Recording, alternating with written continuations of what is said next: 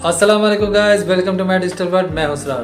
तो गाइस, आज की वीडियो में मैं आपको बताने वाला हूं कि आप घर बैठकर ही अपना पासपोर्ट कैसे रिन्यू कर सकते हैं। बहुत से लोग हैं पहले तो पासपोर्ट बनवा लेते हैं, बट जब उनका पासपोर्ट एक्सपायर्ड हो जाता है उसके बाद री इशू करते हैं तो रिजेक्शन आ जाती है।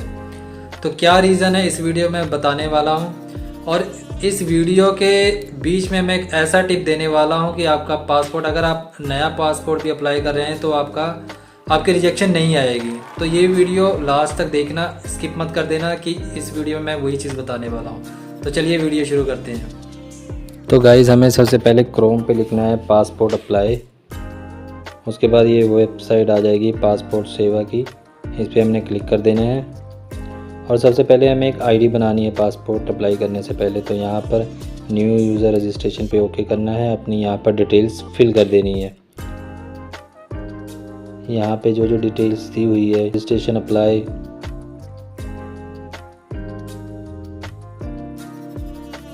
यहाँ पे जो आपका पासपोर्ट ऑफिस है उसको चूज़ कर लेना है। यहाँ चंडीगढ़ है।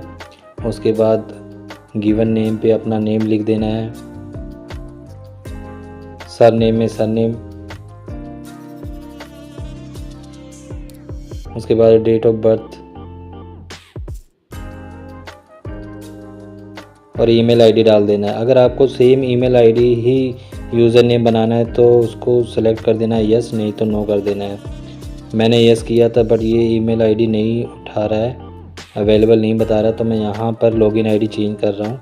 आप भी ऐसा कर सकते हैं। और उसके बाद पासवर्ड सेलेक्ट कर लेना है, जो कुछ भी पासवर्ड डाल सकते हैं आप, कंफर्म पासवर्ड। फिर उसके बाद यहाँ पर आपने फिर इसके बाद हिंट क्वेश्चन पे है, यहाँ पर कोई भी क्वेश्चन सेलेक्ट कर आंसर उसमें लिख सकते हैं। और उसके बाद ये जो कैप्चा दिख रहा है आपको यहाँ पे फिल करके आप रजिस्टर पे आपने ओके कर देना है। फिर थोड़ी देर में आपकी ईमेल आईडी पे एक लिंक आएगा, तो उसको क्लिक करके एक्टिवेट पे ओके करना है, आपकी आईडी एक्टिवेट हो जाएगी। अभी तक मेरे को कोई ईमेल नहीं आया, मैं कुछ देर वेट करता हूँ, जब आएगा फिर मैं ये वीडियो शुरू करूँगा। तो आप देख सकते हैं कि मुझे ये ईमेल आ गई है, जो मैंने ईमेल आईडी अपना डाला था।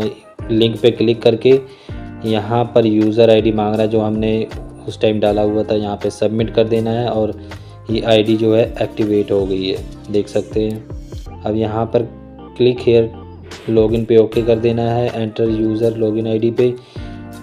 यहाँ पर जो हमने लॉगिन आईडी अपनी बनाई थी यहाँ पर डालकर यहाँ पर पासवर्ड डाल देना और फिर कैप्चा डाल के लॉगिन कर देना है। और यहाँ पर हम री इशू पासपोर्ट करने जा रहे हैं, तो सेम प्रोसेस है, फ्रेश का भी सेम है, री इशू का भी सेम है। हमने री इशू करके दिखा रहा हूँ मैं आपको। क्लिक हेयर पे ओके कर देना है और हमने जो हमारा स्टेट है उसको सिलेक्ट कर लेना है और जो हमारी सिटी है वो सिलेक्ट कर लेना है।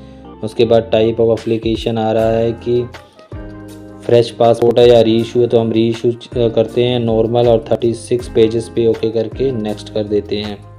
अगर आपके पासपोर्ट में कोई नेम मिस्टेक है तो आप वो भी सही कर सकते हैं। मेरे केस में स्पेलिंग मिस्टेक है, तो मैं change and existing personal particulars पे करके नेम। गाइस देखिए, दो चीज़ है पासपोर्ट अप्लाई करते इस टाइम जो रिजेक्शन आती है। सबसे पहला जो रीज़न है कि हम जब पासपोर्ट बनाते हैं उसको अनमैरिड होते हैं और हम अनमैरिड स्टेटस डाल देते हैं, बट जब एक्सपायर हो जाता है हमारा पासपोर्ट उसके बाद री इशू करते हैं तो उसमें मैरिड डाल देते हैं। सबसे बड़ा रीज़न ये होता है। तो ध्यान रखना इस बात का कि अगर आप पासपोर्ट ऑफिस जा रहे हैं और आपने अनमैरिड से मैरिड किया है री इशू पासपोर्ट में, तो आपको अपना मैरिज सर्टिफिकेट लेकर जाना होगा, ओरिजिनल भी लेके जाना होगा और एक उसकी कॉपी लेके जानी होगी जो वहाँ पे सबमिट होएगी। दूसरी सबसे बड़ी रीज़न ये है रिजेक्शन का कि जब हम स्पेलिंग मिस्टेक में डालते हैं ऑप्शन वहाँ पर कि हमने अपना करेक्शन भी देना, नेम सही कराना है, तो पासपोर्ट ऑफिसर जो है वो वहाँ पर बोलते हैं कि हमें इश्तहार ला कर दो, जो पेपर न्यूज़ में आपने नेम चेंज कराया है वो पेपर ला कर दो हमें। तो बहुत ज़्यादा रीज़न ये होता है रिजेक्शन के। तो आपको क्या करना है, आप जैसे पासपोर्ट आपका है वैसे ही आपने पासपोर्ट अपना बन जाने देना है और अपने आधार कार्ड में करेक्शन करा लेनी है। Aadhaar card, PAN card, voter card, इन सब में करेक्शन जल्दी हो जाती है, बट पासपोर्ट में गाइस बहुत ज़्यादा दिक्कत आती है। तो मैं सलाह आपको यही दूंगा कि आप आधार कार्ड पैन कार्ड ही चेंज कराएं, ना कि पासपोर्ट। हाँ, अगर आप पासपोर्ट में बहुत ज़्यादा ज़रूरी है कि नेम, फिर आप करा सकते हैं। को ओके कर रहा हूँ क्योंकि यहाँ पर स्पेलिंग मिस्टेक दी हुई है, तो साथ साथ वो भी सही हो जाएगी। और नेक्स्ट पे ओके कर देना है।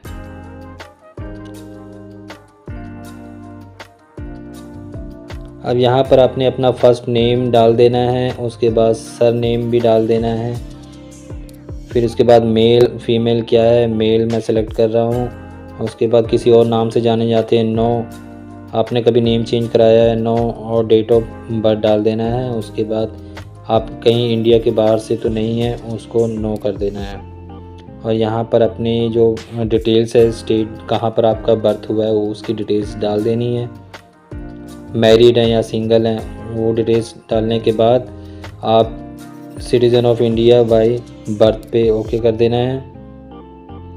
उसके बाद पैन कार्ड, ये ज़रूरी नहीं है, आप डाल सकते हैं, मैंने डाल दिया। वोटर आईडी भी डाल सकते हैं या नहीं डाल सकते हैं। एम्प्लॉयमेंट टाइप डाल देना है कि आप क्या करते हैं। और उसके बाद यहाँ पे अपना ग्रेजुएशन है कि 7th पास 10th क्लास आप यहाँ पे सिलेक्ट कर सकते हैं। ध्यान रहे कि जो हम यहाँ पर सिलेक्ट कर रहे हैं ये बहुत इंपॉर्टेंट चीज़ है। उसका सपोज़ करो अगर हम 10th पास एंड अबव करते हैं तो उसका हमें 10th का सर्टिफिकेट ज़रूर चाहिए, ठीक है। फिर उसके बाद हमने यहाँ पर कि कोई गवर्नमेंट जॉब है तो नो कर देते हैं। बाकी नो पे यहाँ पे वो आधार नंबर भी डाल देना है। यहाँ पर एप्लीकेशन हमने सेव कर लिया, आप भी सेव करते रहना। कभी कभी क्योंकि कभी लाइट चली जाती है या कुछ कोई प्रॉब्लम हो जाती है, फिर दोबारा से फिल करना पड़ता है। साथ साथ में आप सेव करते रहें और उसके बाद नेक्स्ट करते रहें, तो वहीं से शुरू होगी। अब ये नेक्स्ट डिटेल्स हमें फिल करने के लिए बोल रहा है फादर नेम, तो हमने यहाँ पे फादर नेम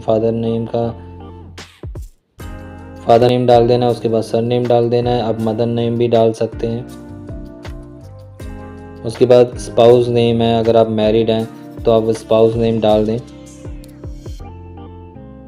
तो जिस बंदे का मैं बना रहा हूँ वो मैरिड है, तो वहाँ पर इनके स्पाउस का मैं नेम यहाँ पे लिख देता हूँ और नेक्स्ट पे ओके कर देते हैं। अब यहाँ पर हमें आउट ऑफ इंडिया से तो नहीं है, तो हमने नो कर दिया है। हाउस नंबर, स्ट्रीट नंबर पूरी सही एक एक डिटेल्स डालनी है। आप टाउन में रहते हैं, सिटी में रहते हैं, विलेज में रहते हैं, कहाँ पर रहते हैं वो भी यहाँ पे फिल कर देना है। आप ये लिस्ट में देख सकते हैं। स्टेट कौन सा है, सिटी कौन सी है, सिलेक्ट कर लेना है। यहाँ पर पुलिस स्टेशन कौन सा लगता है आपने वो फिल कर देना है। उसके बाद आपने एरिया का पिन कोड डाल देना है और फिर मोबाइल नंबर डाल के, ईमेल आईडी नंबर डाल के, आपका अगर ये परमानेंट एड्रेस है तो यस कर देना है, नहीं तो नो कर देना है। और फिर नो करने के बाद डिटेल्स आपको भरनी पड़ेगी। तो इस मेरे केस में परमानेंट एड्रेस सेम है तो मैंने यस कर दिया है। और उसके बाद हम सेव करके नेक्स्ट पे चलेंगे।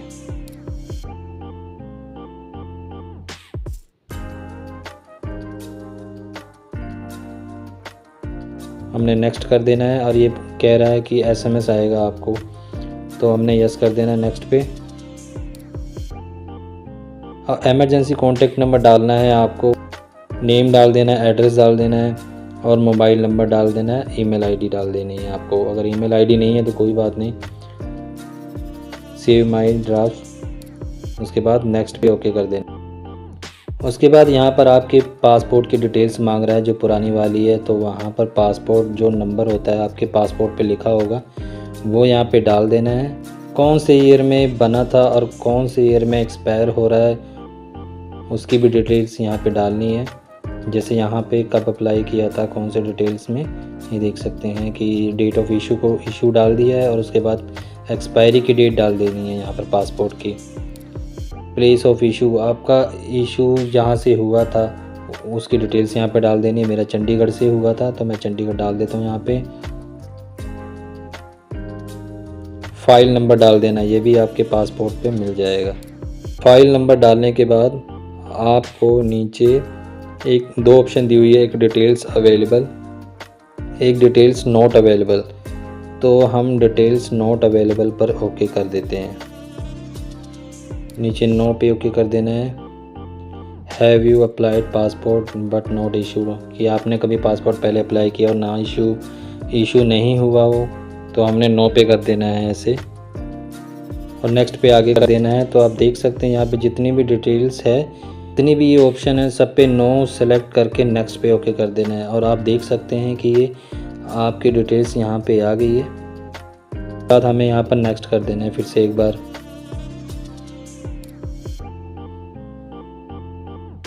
और फिर यहाँ पर प्रूफ ऑफ बर्थ सर्टिफिकेट मांग रहा है। अगर आपके पास बर्थ सर्टिफिकेट है तो आप यहाँ पर बर्थ सर्टिफिकेट चूज़ कर सकते हैं, नहीं तो जितनी भी डिटेल्स यहाँ पे ऑप्शन दिए हुए हैं इसमें से आपके पास अगर कोई चीज़ है, ड्राइविंग लाइसेंस है या पैन कार्ड की ऑप्शन भी दी हुई है इन्होंने, या गवर्नमेंट का कोई भी सर्टिफिकेट है, तो ये यहाँ पर आप सिलेक्ट कर सकते हैं। तो मैंने यहाँ पर पैन कार्ड सेलेक्ट कर लिया है और रेजिडेंट एड्रेस के लिए आधार कार्ड सेलेक्ट कर लिया है। उसके बाद आई एग्री पे क्लिक करके नेक्स्ट कर देना है। यहाँ पर हमारी कोई डिटेल्स रह गई थी जो इस वजह से आगे नहीं जा रहा है। आप यहाँ पर डिटेल्स यहाँ पर अपने प्लेस का नाम लिख देना है, लुधियाना। आपका और कोई होगा तो आपने यहाँ पे लिख लेना है और आई एग्री पे चेक मार्क लगाकर सबमिट फॉर्म पे ओके कर देना है। अब यहाँ पर ये 3 ऑप्शन आ चुकी है। आप पेमेंट पहले भी कर सकते हैं और अपॉइंटमेंट देख सकते हैं, या फिर आपने जो भी डॉक्यूमेंट्स यहाँ पर सिलेक्ट किए थे उनको यहाँ पे सबमिट करना है। तो हमने यहाँ पर एड्रेस प्रूफ के लिए अपना आधार कार्ड सिलेक्ट किया था, तो हम यहाँ पर आधार कार्ड सिलेक्ट करके आधार कार्ड यहाँ पर सबमिट करेंगे। तो आप कोशिश करना कि 1 MB से कम की फ़ाइल होनी चाहिए और PDF फाइल ही होनी चाहिए। तो मैंने क्या किया है कि अपना आधार कार्ड मैंने अपना आधार कार्ड ऑनलाइन डाउनलोड किया है, फिर उसके बाद उसको PDF में कन्वर्ट कर दिया है। और जब हम आधार कार्ड डाउनलोड करते हैं तो वो उस टाइम उसमें लॉक लगा होता है, तो उस लॉक को भी पहले हटाना होता है। जो पासवर्ड लगा होता है वो पासवर्ड को हमने रिमूव करना होता है, नहीं तो ऐसे सबमिट नहीं हो पाएगा। तो आप भी ये चीज़ पहले से करके रखना है। आपके फ़ोन में आधार कार्ड पहले से ही होना चाहिए, PDF फाइल। अब देख सकते हैं 1 MB का बता रहा है यहाँ पर।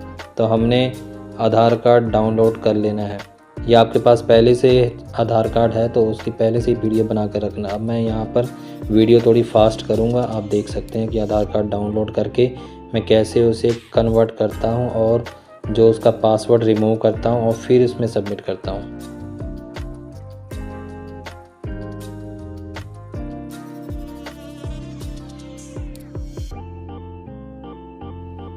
अब हम अपना आधार कार्ड जो PDF हमने बनाया है पासवर्ड रिमूव करके, उसको यहाँ पर अपलोड कर देते हैं। अपलोड।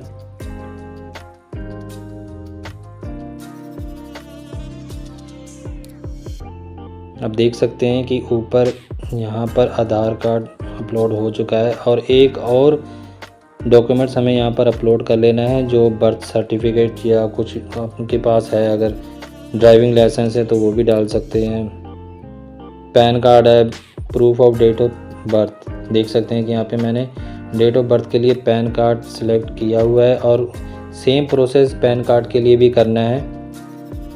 पहले से ही हमने पैन कार्ड अपने PDF बना कर रखना है अपने फ़ोन में और यहाँ पर आकर अपलोड कर देना है और अपलोड पे ओके कर देना है। ये प्रोसेस हो रहा है। अब हमारे 2 डॉक्यूमेंट्स सबमिट हो गए हैं। अब यहाँ पर हमने बैक जाकर यहाँ अपना ARN नंबर जो हमने अभी जनरेट किया हुआ है उस पर क्लिक करना है। उसके बाद सिलेक्ट करके यहाँ पर हम अपनी अपॉइंटमेंट और पेमेंट करेंगे। सबसे पहले हम पेमेंट करेंगे, उसके यहाँ पेमेंट करेंगे। यहाँ पर हमने सेलेक्ट कर लेना है और फिर देख सकते हैं यहाँ पर नेक्स्ट की ऑप्शन आ रही है, नेक्स्ट कर देंगे।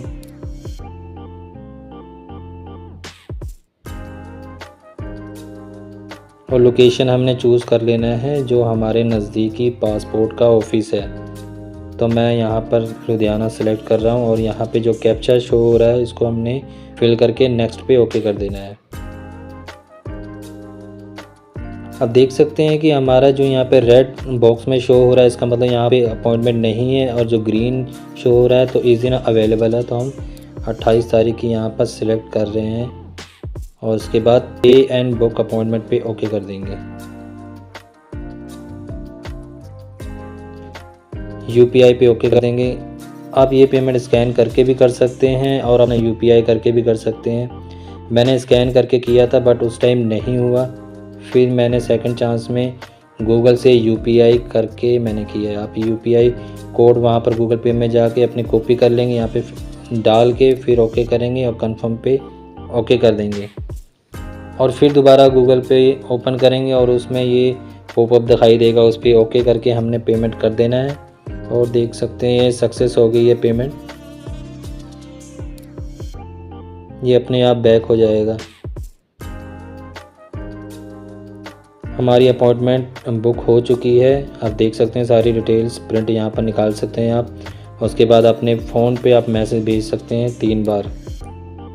तो हम एक बार मैसेज भेज लेते हैं ओके करके, और उसके बाद प्रिंट करके हम अपने पास रख लेंगे वो पेज। जब भी हम अपने पासपोर्ट ऑफिस जाएंगे अपॉइंटमेंट के लिए तो ये वाला पेज है, ये बहुत ज़्यादा ज़रूरी है, इसको लेके जाना है। इस पर बैच नंबर दिया हुआ है, टाइमिंग लिखी है कि कब की अपॉइंटमेंट है। और अपने जितने भी आपके पास डॉक्यूमेंट्स हैं, Aadhaar card, PAN card, voter card, date of birth, सब लेके जाना है, क्योंकि उसकी डिटेल्स चेक करके ही आपका पासपोर्ट बनेगा। ECR है या नॉन ECR है, मतलब इमिग्रेशन चेक रिक्वायर्ड है या नहीं रिक्वायर्ड है, उसके बिहाफ से ही बनेगा। अगर आप 10th अबव हैं फिर आपका इमिग्रेशन चेक रिक्वायर्ड नहीं होगा। अगर 10th बिलो हैं, 10 से नीचे आपने स्टडी की हुई है और वो उसका सर्टिफिकेट लेके जाते हैं, फिर आपका ECR का ही पासपोर्ट बनेगा। ये रूल है इंडिया का। ठीक है गाइस, तो अगर आपको ये वीडियो कैसी लगी बताना। अगर कुछ नहीं समझ में आया होगा तो कमेंट बॉक्स में कमेंट करके पूछ लेना, मैं कोशिश करूँगा आपके जवाब देने का। तब तक के लिए गुड बाय, टेक केयर, जय भारत।